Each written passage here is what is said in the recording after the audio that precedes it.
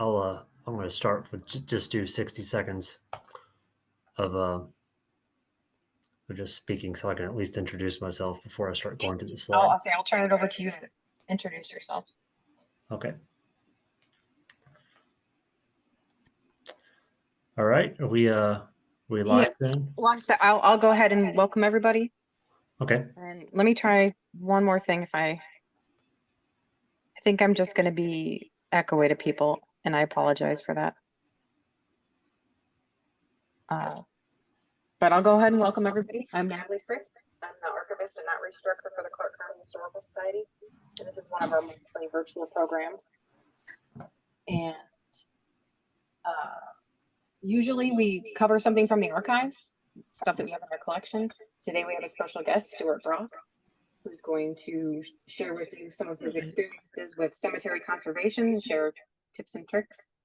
And since I've been so echoey, I'm going to just mute myself and turn it over to him. Thank you, Stuart, for joining us. This will be recorded. All right. Thank you for the warning. All right. Thank you, everybody, for joining. This is very exciting for me, and it's a great honor.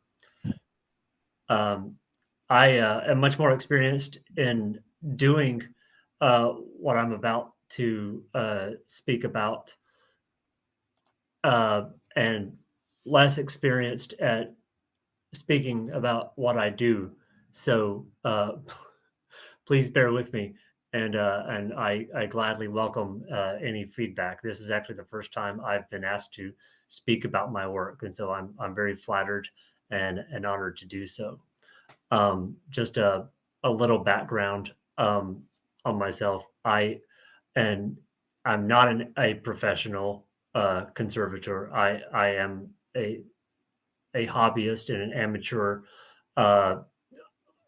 historian, amateur genealogist. I am passionate about local history, family history, and I am outside of those fields, a naturalist at heart. I'm grew up in the Boy Scouts and camping, and just loving the outdoors and any kind of work that keeps me outdoors. And I'm also a seasonal landscaper and professional gardener, and those disparate interests and activities intersect in a very strange way in cemeteries and burial grounds. So I noticed when I was doing things like looking in small family plots and old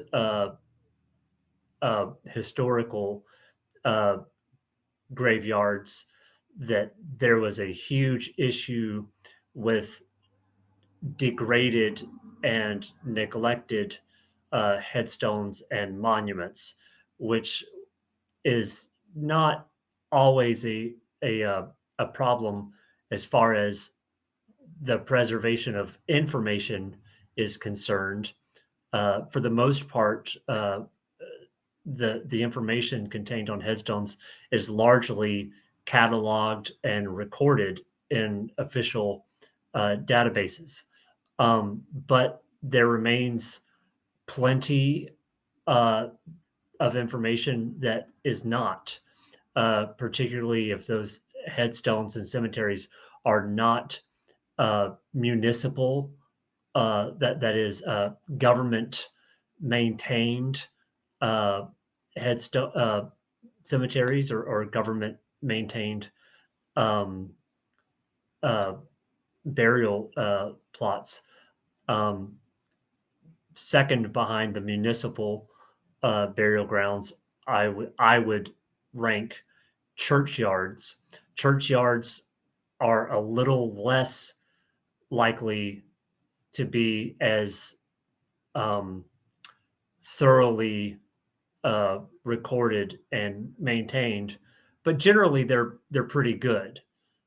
However, out here in our neck of the woods in Ohio, there is and lots of America, but especially here, there are thousands of cemeteries across the region that are just old family plots, that they're standalone family cemeteries, and without the work of volunteers who might have carefully cataloged those burials, um, there's very likely the chance that the names, the dates, or any other uh, details included in the inscriptions can be lost to time if those headstones are not taken care of. And so, what I'm about to show you are some pictures of examples of degraded stones and the work that I do to clean them up and further preserve and conserve them for future generations. Bear with me 1 second, and I'll pull up these slides.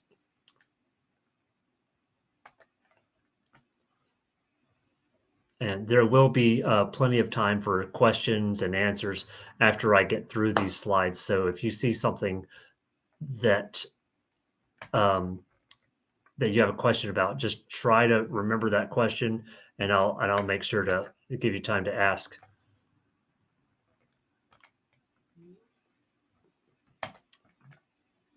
All right, I'm hoping that everybody can see this because I'm not getting any audio feedback otherwise.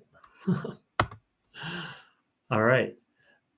What you're seeing here is an example of a before and after. This is the same stone you're seeing.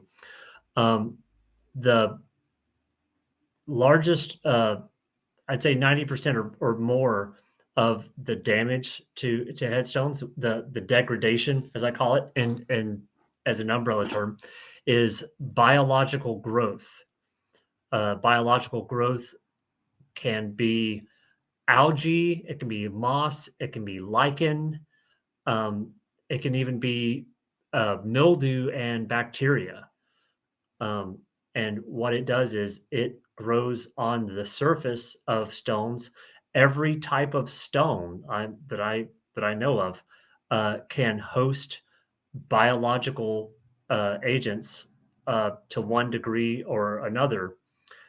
And depending on the type of stone, these can do a lot of damage, with the exception of, I think, granite. I don't know that biological growth does not hurt granite, but I know that granite, as far as headstone material, is the most impervious to biological growth damages. There is physical, um, there is damage by physical action, whether it's like roots going into stone and causing damages that way, or if in the case of most biological agents, whether it's moss, lichen, bacteria, mildew, any of that, almost all biological growth produces weak acids as a byproduct of their metabolism, and that acid over time will dissolve the stone. That is how these biological agents. That's how they get their mineral intake. So, like in the case of ecology, that's a good thing. Dissolving minerals is how plants get get their mineral intake, because they need something that's water soluble. But in the case of stones and monuments, we don't want those biological agents. It's very tempting if you don't know any better to want to leave moss on a monument, because if, like I said, if you didn't know any better, sometimes it can actually uh, be kind of charming to see. But when you know that what it's actually doing is dissolving the stone, and you don't want that. Um, and as I mentioned before, I'll just go over what I've got typed here. Um, in certain cases, there is not a secondary record uh, which survives, which preserves the information that the stones are presenting. So, and the lack of that recording, the stones need to be preserved as well as possible. Um, all the pictures that you'll be seeing during the course of these slides all come from a single cemetery out south of Enon, a little plot called Mud Run Cemetery. It, to the best of my knowledge, so uh, is I'm not sure. It was the churchyard of the Mud Run Presbyterian Church. I'm not sure exactly when the church was formed. I want to say it was sometime roundabouts 1820, uh, give or take a few years. But I do know that the earliest burials there date to around 1825 or 1828, something like that. Um, and the oldest ones date to around 1880 or 1885. The church closed uh, or rather, the congregation moved and uh, joined with a second denomination uh, somewhere else. I can't say right now. It's off the top of my head where they went. In any case, the churchyard was left by itself with no associated church building.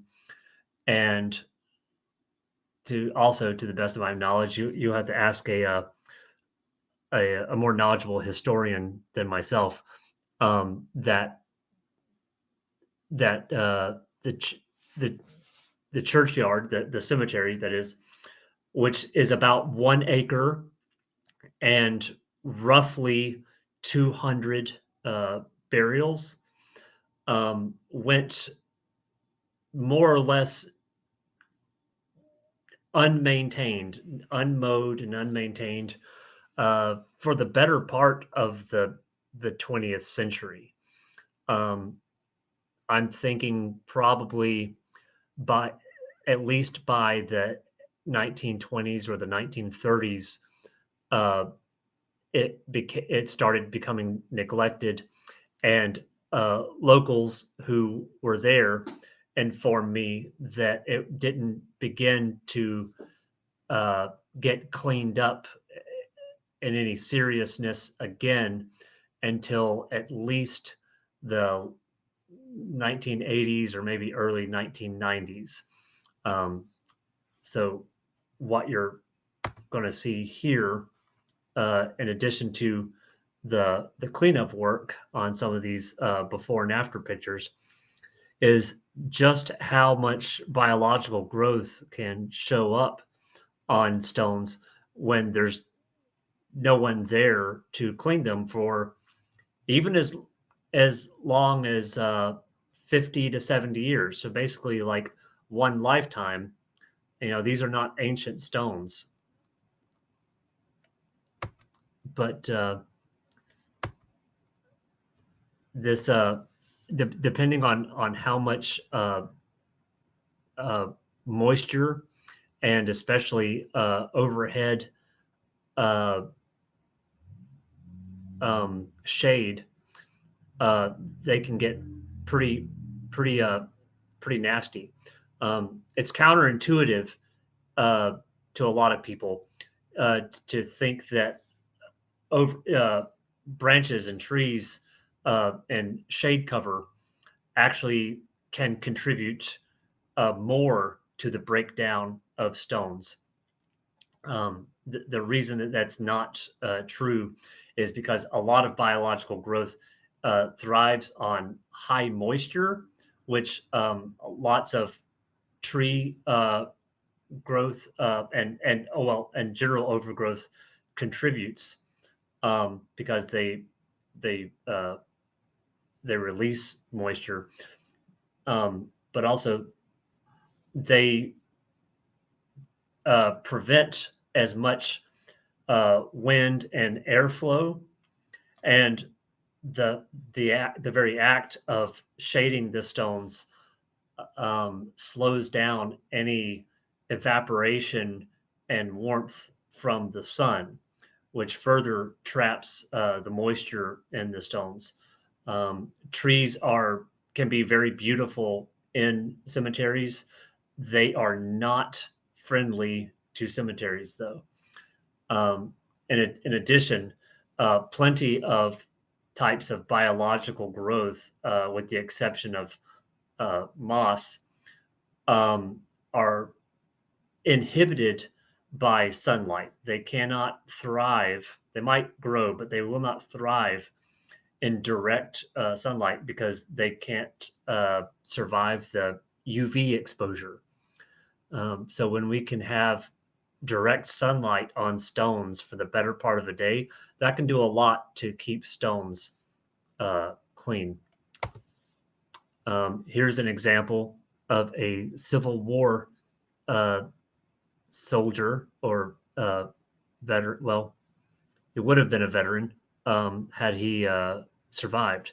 This is James Alt, died in a Civil War uh, conflict in January of 1860. I can't quite make out if it's 65 or I think it's 63, or maybe 65. In any case, um, what you see on the left is not a lot of buildup of growth, not so much moss, but severe discoloration. That's mostly like something like mildew that is on the outside and inside.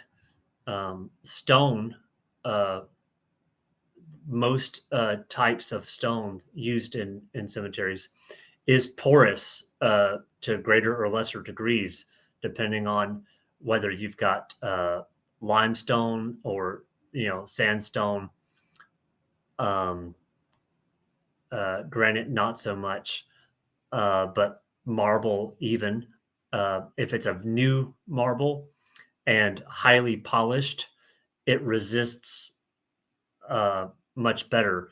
But if it's not maintained and cared for over the years, it does regain that porosity. And what happens is microscopic bacteria and algae like organisms can penetrate the pores of the stone and can cause this discoloration. So, in this case of Mr. James Alt, what I've done is I use a biological, uh, or rather, an anti biological cleaning agent that I spray on a stone. It penetrates the pores of the stone and it kills any biological organism. Um, and then on the right, what you see is just the stone that is just rinsed with water and allowed to dry. This was several months ago. This was probably April or May of this year.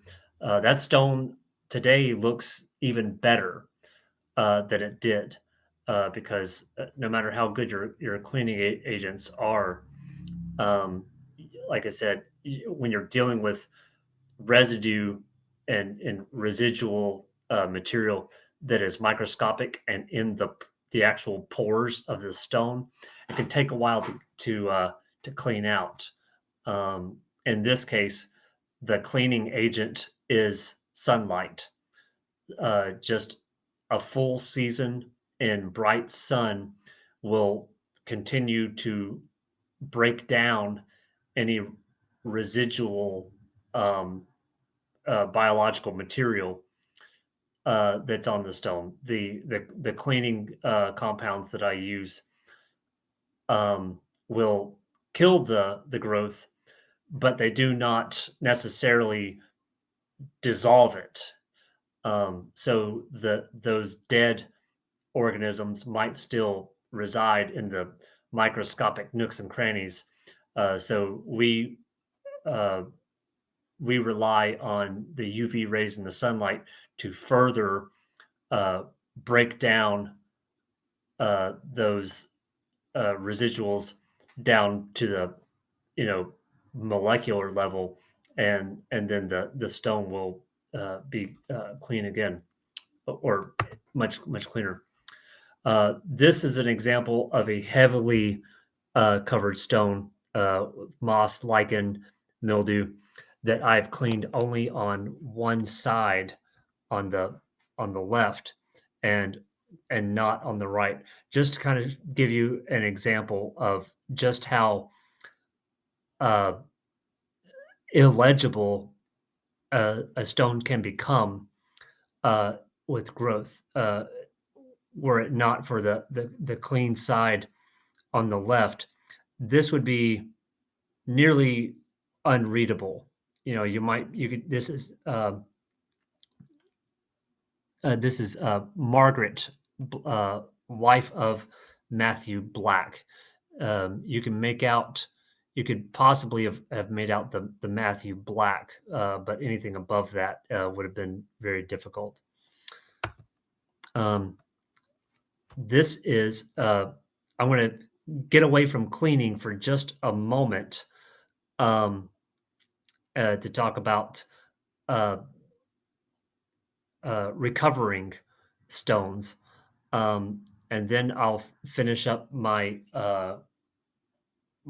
picture presentation, and then we're going to get to any Q&A. So if you've got any other questions on cleaning and the actual steps and practices, um, we can talk about that, and I'll have an easier time uh, talking about that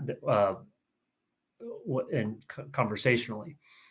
Um, but right here, like as far as because we are talking about cemetery conservation, which is not just cleaning. Sometimes it's repairing, and sometimes, and in this case, I had the pleasure this summer finding lost stones. If you look in the center foreground of this picture, you will see. I guess you can see my mouse here arrow. You'll see a patch of dead grass here, and then about 9 or 10 o'clock from there, about 8 feet in the photograph, there is another patch of dead grass.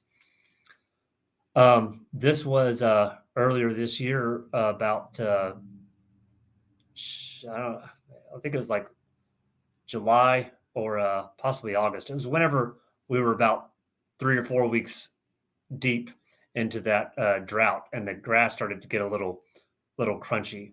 And my and Which is a great time to find things like this. A lot of old stones, if they're not cared for, will simply fall over flat. Again, this is the Mud Run Cemetery. If anybody's curious and wants to walk out there, the stones will break off of their bases and they will fall flat on the ground. And anybody who does yard work, and if you have a sidewalk, can attest to uh, if you are not edging or using a weed eater to push back that grass, it will encroach and swallow up the sidewalk. And you'll lose a couple inches uh, over the course of the summer. And if you allow it to, it wouldn't take more than about 5 or 6 years for the grass to completely swallow up your sidewalk. It'll climb right over it. Well, the same thing happens with headstones. The grass does that. And the headstones, because they're not uh, as thick as your sidewalk and they don't have any gravel underneath them, they are simultaneously sinking. And that's what I suspected when I saw these dead spots. What you don't see from this photograph that I was uh, able to see from my vantage point was that these dead spots are actually parallel and in line with a row of headstones, which continues to the right outside of this picture. I was able to probe with a metal rod uh, very carefully this soil here, and about 2 inches down in this one, I was able. Let's see if I've got the right picture next. Um, I found this, and once I was able to confirm the depth all the way across, to confirm that it was most likely a stone, I take my little trowel and I peel back the grass, and I've got this a Mr. Henry Barton, and it's a very well preserved stone. This is it, more brushed off and cleaned off. Ironically, being buried um, for the better part of, I don't know how long. I imagine at least uh, 70 years, maybe 100 years. I'm not sure when it fell over. He was buried. He died in 1840. Um, I'm hoping it stood for at least 60 years before falling over, uh, maybe even 100 years, but sometime in the early to mid 20th century, at least, it fell, and long enough for a couple inches of topsoil to form over the top. Um, this guy, Henry, is not accounted for on any uh, records of the burials of this cemetery. Or not any of the current records. There was an older record from the church, which has since, as I understand it, um, gone missing or unaccounted for, possibly gone, but at very least, nobody has their hands on it. There was a volunteer run or a volunteer led uh, work sometime around 2010 or 2008, if I'm remembering correctly, to survey the cemetery, which I think was somewhere around. I don't know how many individual monuments there are, because a lot of the monuments are shared monuments, husband and wife. Sometimes an entire family will share one monument, but it is somewhere in the neighborhood of 200 individuals. It might be as few as 150 individual stones. In any case, when this cemetery was surveyed latest in 2008, all the names and dates were collected and added to a newly inscribed monument at the corner of the property, listing all the names of every stone found.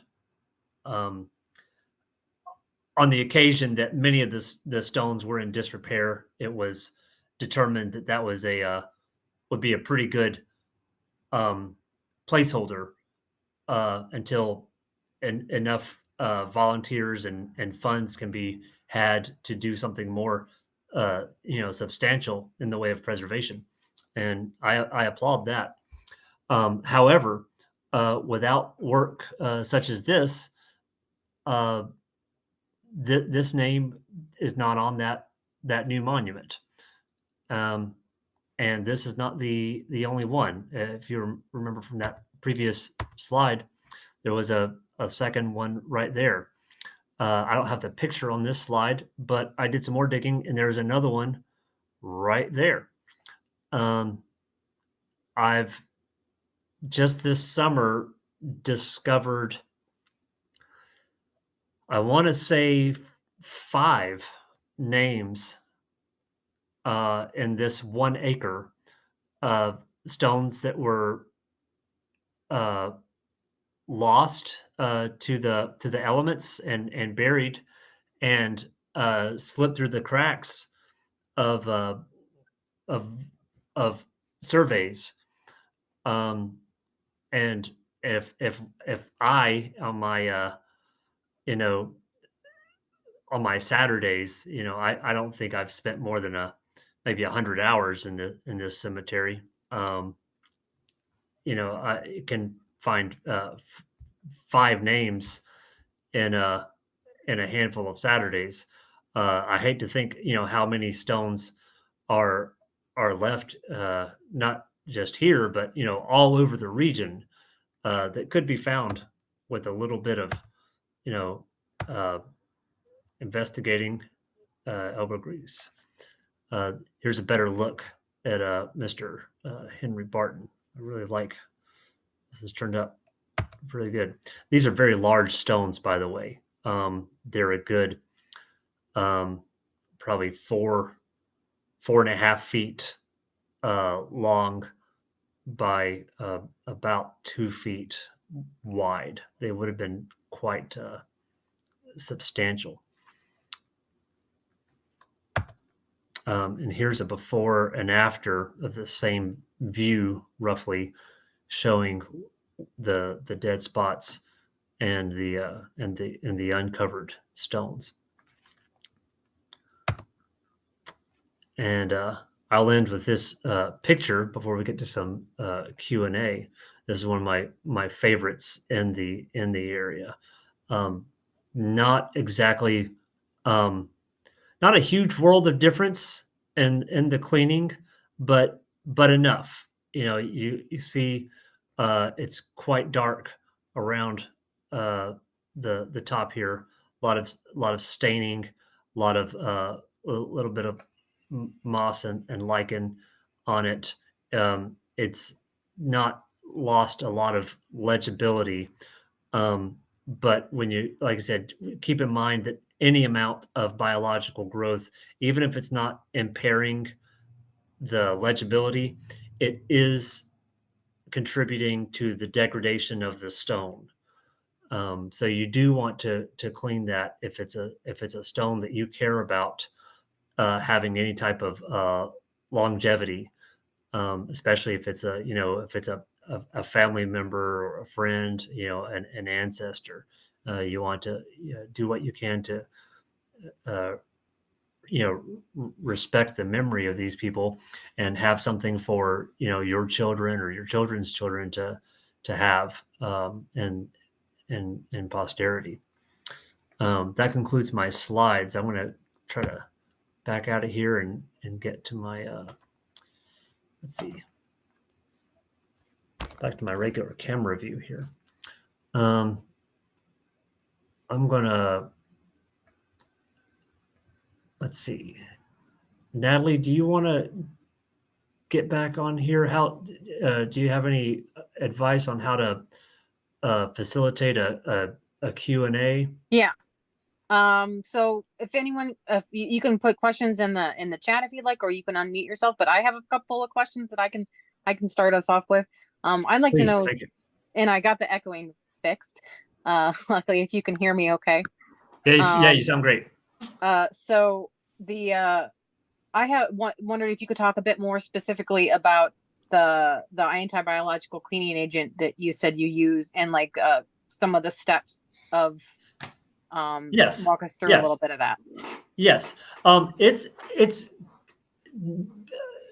not as obvious as you might think, but then once I lay it out, you'll see that it's actually quite simple. It's more about what not to do than what to do. Um, the majority, if not all, cleaning agents on the market, regardless of what the job is, whether it's cleaning dishes or cleaning uh, the siding on your house, are either they work either by being an acid base or an alkaline based cleaning solution. Um, both acids and uh, alkaline compounds uh, break down natural stone. So that's right out. They're good for, uh, which makes sense. Uh, Cleaning compounds are made to remove dirt and soil, and that's what stone is. It's a natural mineral.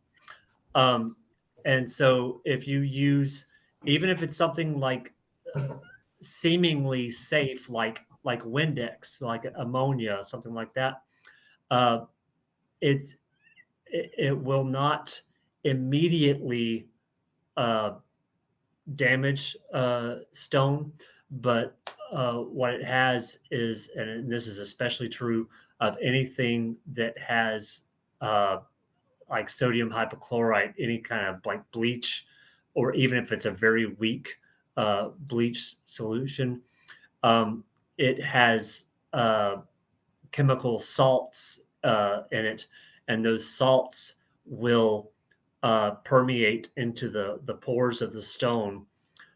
They, I don't know the exact chemical process that's involved, but as I understand it, those salts will chemically react with the minerals in the stone and cause the stone to uh, break down over time, or if not break down, at minimum uh, to discolor permanently. I've seen some sad examples online where people um, thought they were doing well to use bleach solutions to clean white marble statues, not just headstones, but like really beautiful carved marble statues of like cherubims and angels and stuff.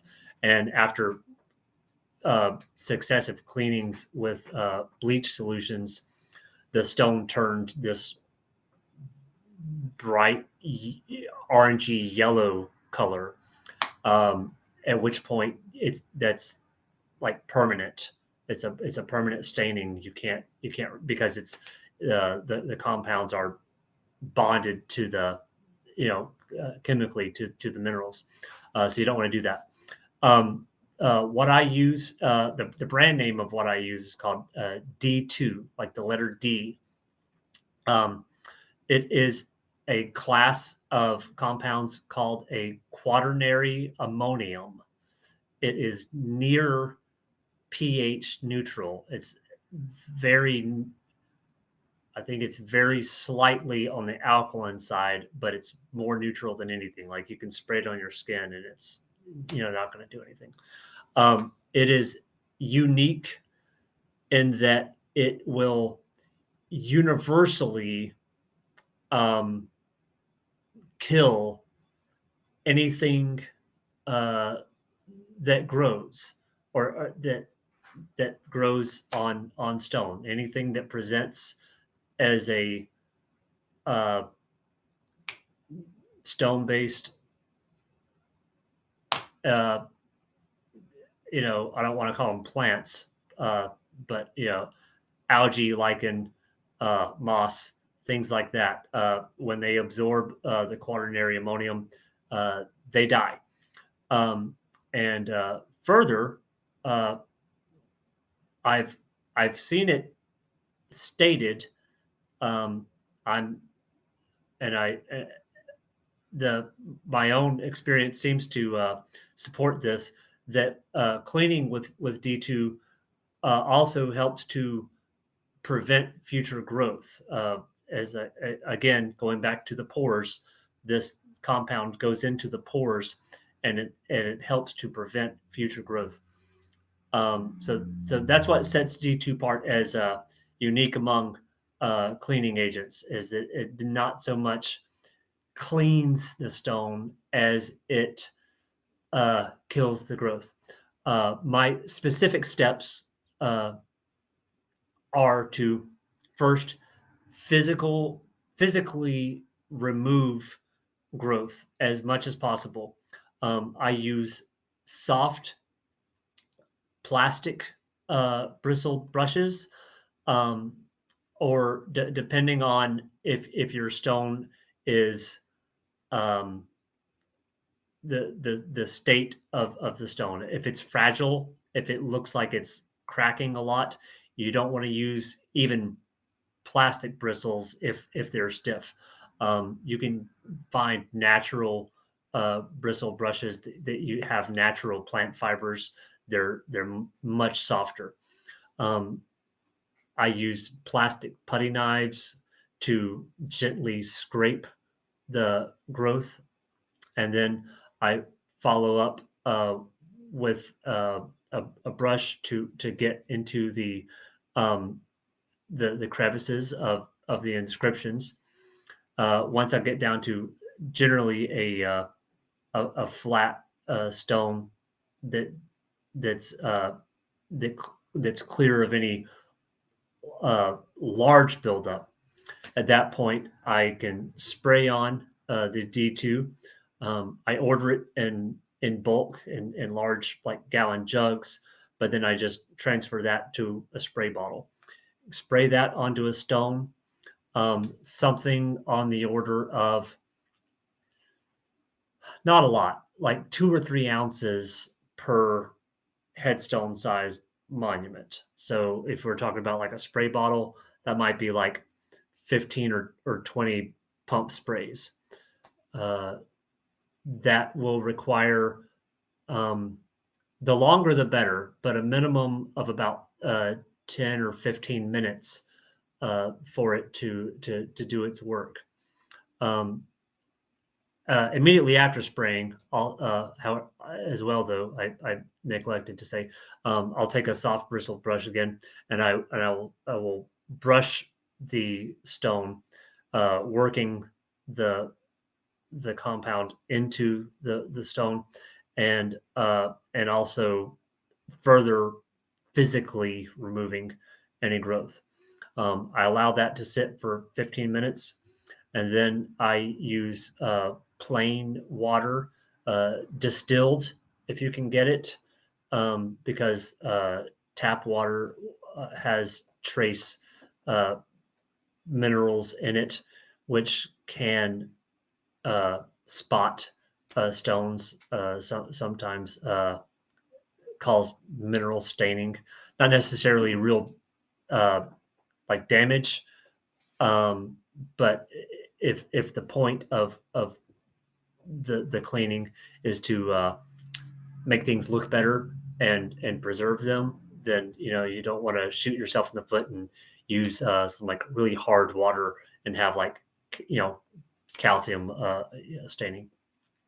Um, and so most all the pictures I posted, those before and afters, were that exact process, just a gentle scraping or brushing of the biological buildup, spraying with the D2, brushing it in, wait for 15 minutes, and I use a pump sprayer like what you might use to around your garden, a little like a 1 gallon or 2 gallon pump sprayer to spray off the D2, um, and and it it comes off. It looks like cleaning mud off of clean rock. It's literally like a night and day um, reaction. It's immediate.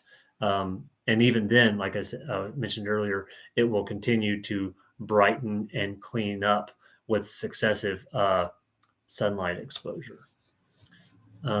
Next question. I hope I covered the cleaning process.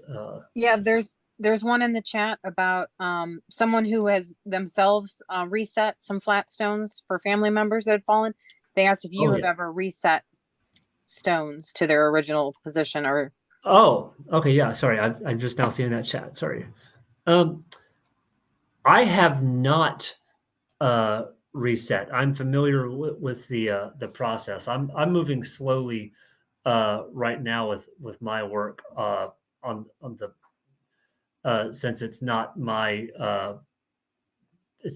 property and it's not family property, but I've got the relevant permissions from the township, and I'm in talks with people about uh, raising some funds. But I'm familiar with the process and the proper procedures. Um, they're asking, what do I recommend about cleaning metal flat markers? Uh, Metal markers are much more forgiving. There's tons of products uh, dedicated to those. The what you want to find out though is what type of metal. Not all metals are the same, and cleaning agents are generally specific to the metal. So if it's like uh, a bronze versus uh, something that has any kind of steel in it, or copper, you'll want to uh, find out first what type of metal it is, and then you can pretty easily look at different cleaning supplies, or polishing rather, supplies on the market, and match up the material to the supply, and they will say on the label be- which metals they are best for. Um, and you'll want to take into account whether you want to clean it, um, versus just get the crud off, because sometimes there's a patina, um, that you might not want to remove, and plenty of you know polishes will remove a patina. So if it's a patina you want to maintain, you don't want to use anything that's acidic. You'll want to use something that's more alkaline, like a very weak, just soapy water might even be enough just to get off any dirt and residual buildup. Gone over the name of my product I use is D2. Um, any other if questions I about? see I see Patty unmuted herself. You Yeah. got a question? Hi, Stuart. It's Patty. I Hi, was Patty. out at the Mud Run Cemetery several times while Stuart was working, and had to say what a wonderful job he's done in rediscovering property and stones and those types of things. One question I've never asked you was, should we be wearing masks when doing stone cleaning, or is there any? Nothing that I've done or which I have described um, warrants a mask. The compounds I use are generally safe, non-toxic. Like I said, you can get it on your skin even, and which I've done plenty, and it doesn't even irritate my skin. So I would not. You There might be a time if you are scraping or brushing, if there's a large amount of buildup and it's particularly dry and it's creating like a dust cloud, um, you might want to have like some sort of face covering, just a basic dust mask, you know, that covers that much. Um, but just but nothing more uh, advanced than what you might choose for just basic yard work. If you're prone to allergies and things like that, if you're like mowing grass, then I would say, yeah, maybe cover up. But nothing nothing's required as far as like toxicity is concerned. I also want to let you know, Natalie found 2 pictures of the Mud Run Cemetery that were taken in 1987, 88 time period that I'm going to send to Oh, you. That I awesome. actually went last weekend and walked kind of where the picture shows, and I can see more stones missing. So I will send those to you Awesome. after the call or tomorrow sometime so you can get a different thank you. perspective on it. So Thank you very much. Yeah, and I in the comments there's a question there. Well, there's a comment from Sandra said that when she worked at Forest Lawn they had a cleaning kit, but the liquid was mineral oil that they had. I kind of have a question about and I know that there's somebody else on here, if Tom's still on here, that works at Ferncliff. Is that something that active cemeteries have, things like that that they recommend, or that they encourage people to be able to go in and clean stones? I don't know if anyone knows more about that.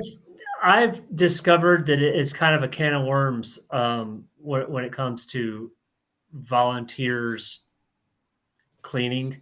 There doesn't seem to be a universal standard of maintenance.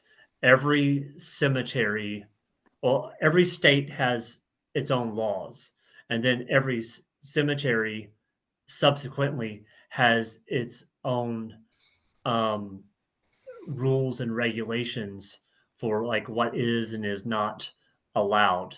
Um, some cemeteries have a rule saying that you're not allowed to touch a stone at all unless you are the plot owner, which is to say, like the direct descendant, not merely a family member, but the direct descendant.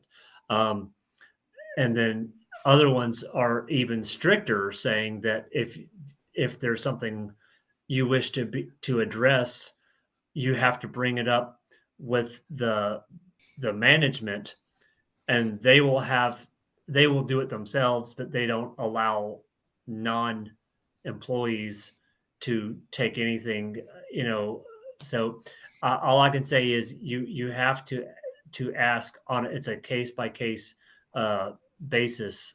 um, uh, I find that larger municipal cemeteries are sometimes a little um, or Mud Run, for instance, a little easier to deal with. I only have the township to go through, and they're pretty understanding as far as so long as they understand like what you're doing and they know that you're uh, not just poking around.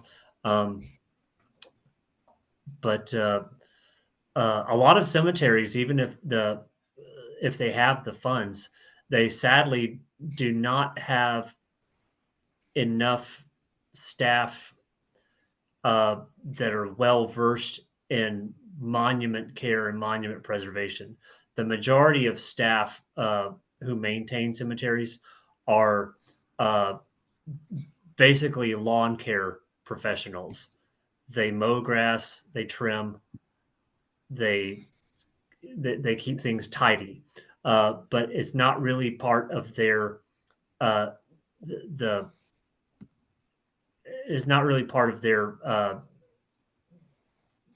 I don't want to say their skill set, but it's not really their job title. Their job title and job description is not cleaning stones and preventing uh, gr- buildup of biological growth.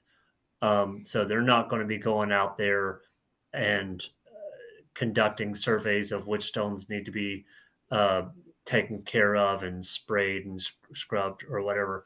And if you ask them for advice, they're not likely to be able to say much to that effect. Not because they don't care, but that's not what they're hired for. And there's generally not a whole lot of funds in cities or townships uh, to support that kind of work, which is why I do what I do. I do this is completely volunteer for me. This is a hobby and a passion of mine, and so uh, Mad River township was more than happy to allow me to just do my thing. That's my playground. That's my Zen garden, and I'm grateful for it. I see, Tom, I see you've unmuted. I don't Y- know if you can speak to Yes, such a large place like Ferncliff. with with Ferncliff, I kind of have a few things written down here. We do ask that. Well, I would recommend this for any cemetery, like Stuart had mentioned. Check with either the township or like for Ferncliff, we recommend that you stop in the office and like Stuart had mentioned, if you are not a family or the plot owner or a descendant um, of the plot owner, it's not recommended that you just come in and clean a monument because you want to. Um, what we always recommend is basically always begin with just water and a soft brush, and then move up to we use D2 as well for cleaning purposes. I see John Dietrich is also on the phone or on the call. And actually, Ferncliff is in the process. We will be cleaning more monuments. I'm not sure how many of you have noticed. The Bushnell Mausoleum, the Bookwalder Mausoleum, and the GAR Circle monuments have all recently been cleaned. We are currently in the process of cleaning the monuments in the World War II mound. And we are looking into cleaning more of the markers and monuments, doing some restorations, and possibly even forming a community group or committee to help us with the cleaning. So kind of keep an eye on that in the future as well. That's great to know. I'm I wanted. remembering. No, sorry. Go ahead. Oh, go ahead. You had. I was going to say I neglected one piece of information about the D2. It is temperature dependent. Correct. So even though we might have some clear days and decent enough weather for getting out now, it is not per the manufacturer not recommended for use below 55 degrees. It might it it might work some, but it's going to be mostly inert and not as reactive enough. So if anybody's ready to go out and do some things if we happen to have a bright sunny 50-degree Saturday coming up, don't waste your money on that, because you're not going to get very decent results. So I would say at this point, wait until uh, April or May until we have, like I said, a good 55, 65 degree days are really good for that. I wanted to give people just a little bit of background on locally what kind of resources are available to find more about cemeteries. The Clark County Genealogical Society has publications that they have put together and that they sell and that are available in the research library at the Heritage Center that are organized by township. So like you could get the Mad River book, and I honestly I don't know if Mud Run is in that book there. Patty, I can't remember if you've looked at that before. I think we would have noticed that if Mud Run had been in there. But you go by township, and then some of them have an index at the back, so you can look up the last name that you're looking for and see, like, do they show up in a cemetery anywhere in that township? But not all of them have an index. Sometimes you just have to go page by page through each of the cemetery listings. But those are primarily read cemetery listings. So those were done, a lot of them were read in the 70s by volunteers. And that means that they are not necessarily readable anymore. As you talked about, Stuart, that, as they degrade over time, you can see just what, 20 years of change does to a stone. So these might have been, what might have been readable in the 70s is not as readable now. So I tell people, take these with a grain of salt. These may have been read in order of what they could see at the time, and some of them actually are related to the office records that you can get, but those smaller township cemeteries and things like that don't have an office. They don't have somewhere where you can go and get a map like you can, like Ferncliff, or Ferncliff has a great app where you can just look up who you're looking for too, if you're not able to go to the office. So those are resources that exist. But I have a question with that. Well, if you know a cemetery but you're not sure which township it's in, there's a great book called Ohio Cemeteries where you can look up the cemetery name and figure out which township it's in, and then does that help you get to who you need to contact? Like you said, mud runs in Mad River, so you talk to people in the township. Yeah, I just I basically just had to find in the case of Mud Run, they have a nice handy metal plaque on the edge of the cemetery. It says, maintained by Mad River Township. Questions, call this number.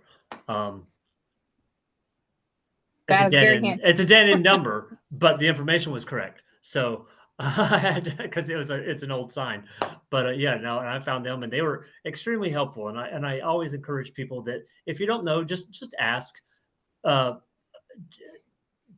Township trustees and city workers are much more amenable to you calling and asking if you are curious, rather than just doing what you think is okay, and inadvertently running afoul of some sort of a rule, and looking bad. So I always err on the side of asking permission, even if I think that it's not necessary, because it's especially when you start getting on your hands and knees in a cemetery with trowels and shovels, and you're not wearing any kind of official looking outfit. It looks bad to the neighbors, So I don't, I've had funny instances where I'm out digging because I'm uncovering sunken headstones, and I had a sheriff's deputy startle me. He was 5 feet behind me before I knew he was on site, and and I think we scared each other. And I was like, "Oh my, hello!" And he's like, "What you doing?" And so I had to explain the whole thing, and luckily he was responding to a call from a concerned person who saw me walking around the area and just didn't know what was going on. And so we both had a laugh about it. But that could have been it could have ended more not so happily had I not taken the time to just clear those permissions with the relevant authorities. I know in the chat there was someone asked if anyone knows of in-person training opportunities in Springfield, Dayton area, and then somebody answered. Shirley said she knows that Woodlawn Cemetery in Dayton offers classes on how to clean monuments. I know that Patty and Shirley, I think, but you both recently went to a workshop in was it in Columbus for the Ohio History Connection about cemetery care. So I know that's a little bit further. Yeah, but we went to the Ohio History. It wasn't actually care. It was more of where they are and where you can find information about them. I know that I got a email recently about a workshop for cemetery care that I'm a museum person, so it was one that went to museum people. But I know that Medway Area Historical Society, they've done a lot with their own cemetery in Medway. Scott Souther and Dave Souther have done a lot of work cleaning there, and I think they may have done some local workshops with other people, their volunteers helping them to show how to do that work. I am in talks right now with the Enon Area Historical Society. I will be. I had not previously been a member, but I was at a meeting of their trustees a few weeks back, and they seemed very open to the possibility of having me join them and forming uh, I think they called it a cemetery committee. This is not official, yet. This is just we were spinning our wheels, so I don't want to uh, misrepresent their plans. But and if we do that, I think they take a break January, February, and then resume meeting in March. Um, uh, we talked about one of the activities they could uh, organize and fund is a cleaning workshop, and as well as maybe just like cemetery cleanup days where I could assist in cleaning and showing volunteers and providing the materials to have a cleanup day at an Enon area um, uh, cemetery. So if anybody here is a member or not, they have a very uh, lively Facebook group.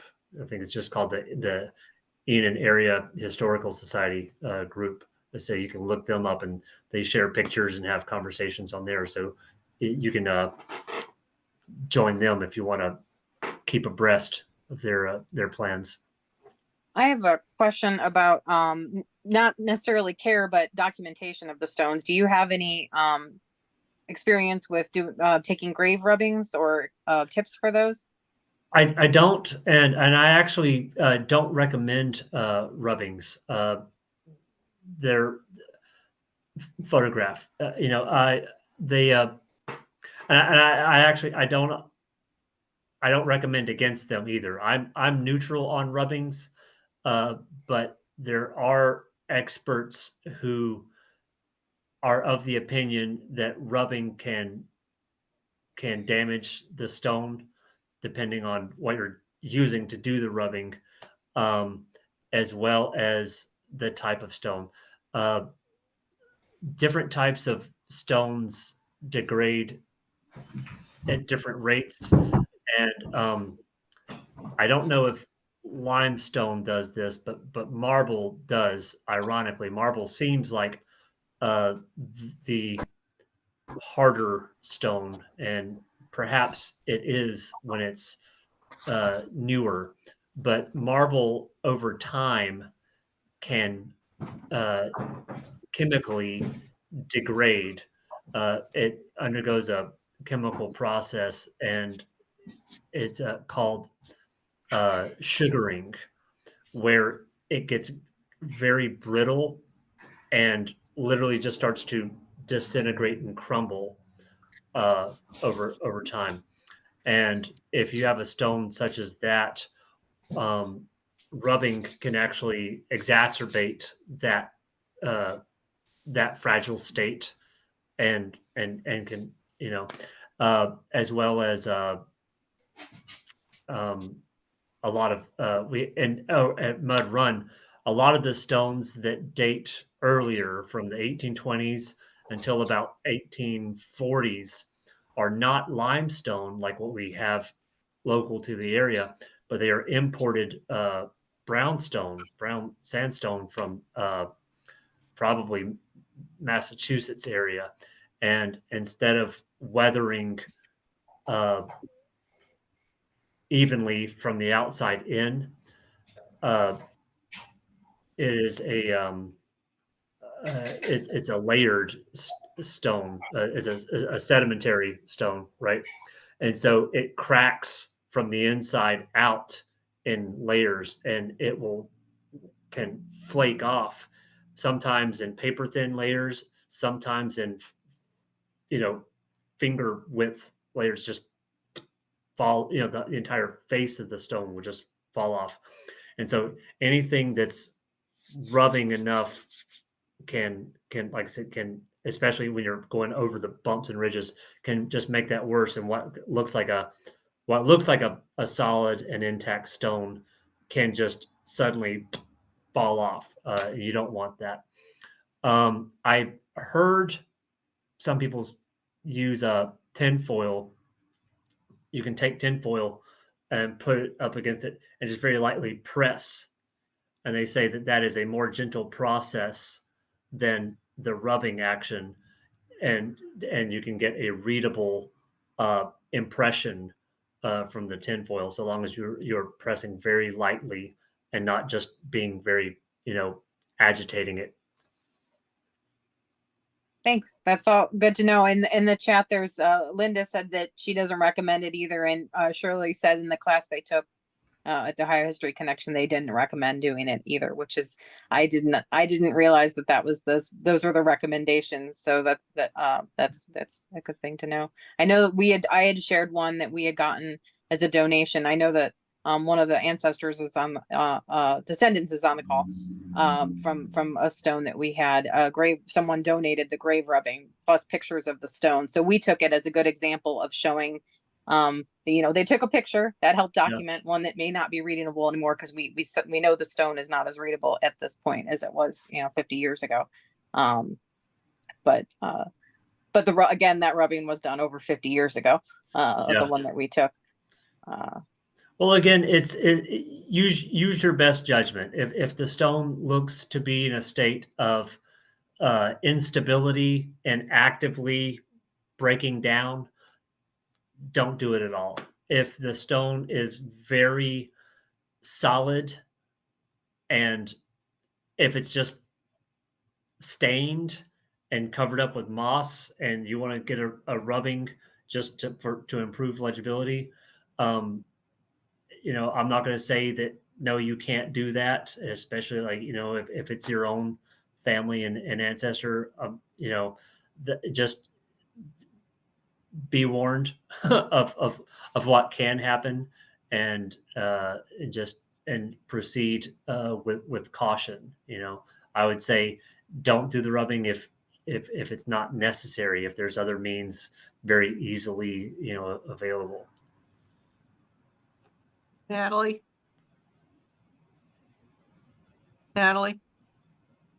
Yeah, go ahead, Patty.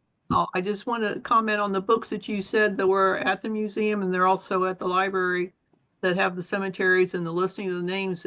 It's key on those books to look at the places that the person's buried, but there's no stone actually placed at the time of death. That's how we found our great-grandfather had been missing for 115 years, was going page by page through that book, looking at names, and then seeing NS by his name, meaning there was no stone for him. Semi-related to that, another project that I'm working on at Mud Run, since there are so many buried stones, we did not have a map of the cemetery. So I had no way to cross-check and confirm where there are gaps. I have no way to check against a map whether that gap is supposed to be there. And so part of what I'm doing now is to photograph and record every known stone, and I'm working with somebody who's operates a photography drone to do some aerial photography, so we can have like a photo quality map. And Miss Patty here just knocked my socks off a week ago or so when she texts me and says she's found a map of the Mud Run Cemetery that was not known to the local library system or to the Enon Historical Society or anything. And I'm wondering, like, how in the world did this map exist and nobody knew about it? And it's at the recorder's office in the county, and it's labeled the Mad River Cemetery instead of the Mud Run cemetery. So I might offer that advice to anybody too. If you're looking for information on a cemetery from old records and you can't find it, try other names like a city name or a village or a if it was formerly associated with a church, different names of that church. Uh, but that map they had was actually a survey conducted by the WPA, so it's not a fully involved. There are no names. There's 5 names on it because they were only conducting a survey of known veterans. So the known veterans in that cemetery are labeled and uh, geographically labeled and identified, but no other stones are identified. But they do identify on this map the rows and the number of stones per row, and that's huge. Because we didn't even have that, so now I can at least do a decent survey of like how many stones are still missing and how many do we have extant. And I was really happy to know that they have that there, because that also would cover other cemeteries in the area. And the interesting thing is that we actually got, so I'm wondering if someday they'll give us the plat books to the Heritage Center, because they gave us a set of veterans burial cards from a survey that was done in the 1950s. And those cards basically go from Revolutionary War up through World War I, deaths of veterans, because they were doing it like, I think maybe just after the end of World War II. So we have those cards, but Patty and I checked it, and Mud Run's not in there, or Mad River Cemetery is not in there. So that wasn't one that was included in the 1940s, 50s survey that they were doing. So the WPA was 20 years before that, at least. So there's at least 2 different other resources there that are available. And I was not aware of the WPA maps at all before Patty mentioned that. So there's other places it's that really, may have and these are records that I'm a huge junkie for anything ancestry.com and I think it's familysearch.net. It's like a sister website that just doesn't charge for anything the way that the Ancestry does. But like they don't have, not only do they not have that information, they don't, sometimes they'll have a catalog saying that this information exists at this geographic place and you have to go there or ask them. But like had Patty not found that and sent that to me, I would not have known to even go to the recorder's office to look for a cemetery map. I wouldn't think that that's in their wheelhouse, but apparently it is.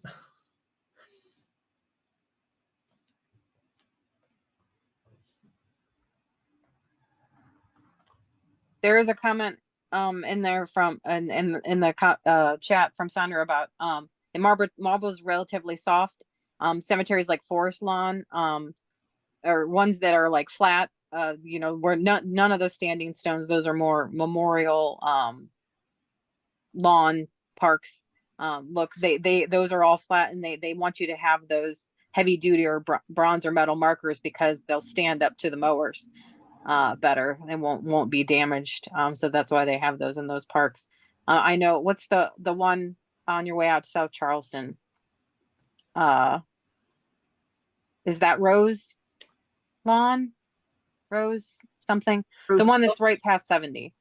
Rose Hill, as you're going out past the fairgrounds? Yes. On Route 40, where Sheets 41. is located. Yeah. 41, that is where, on the upper right-hand corner. And that's a primarily flat In Glen Haven. stone Yeah. one. Well, and there's one on 40 right by my house. Glen Haven. But yeah, or is it? Yeah, that's right. Yeah, it's they call those a lot of cemeteries that style they'll refer to as gardens, one way or the other, memorial gardens, and they're meant to be flat because they want it to be more of a like an arboretum, where the plants are the scenery and not the stones. I guess it makes for easier maintenance. Does anybody have any other questions for Stuart?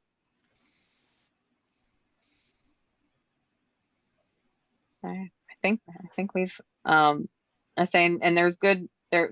So you can let us know if they end up doing a